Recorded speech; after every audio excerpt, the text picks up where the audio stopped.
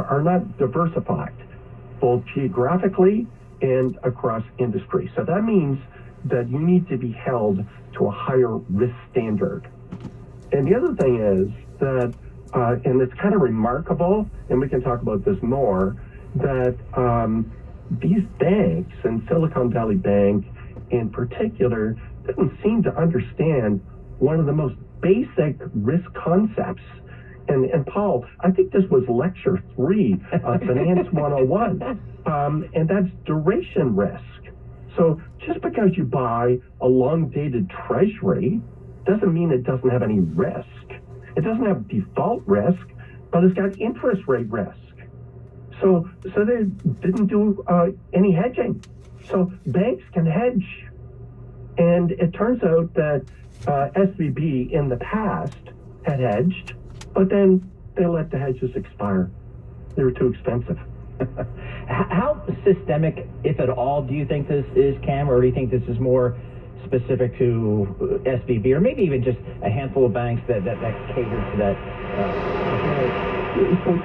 The last time I was on, we talked about the yield curve, and the yield curve is relevant for this particular situation. Because if you think the usual banking model, you gather deposits, and you're paying your depositors a short-term interest rate, the savings rate. And then you lend some money out to companies and things like that, or you buy long-dated treasuries.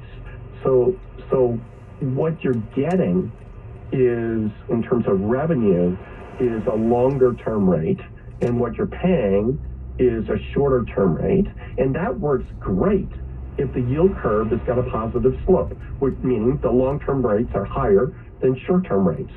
But when the yield curve inverts, that puts stress on the banking system, because all of a sudden what they have to pay out in savings deposits is high. And it could also be the case that the value of the liabilities changes.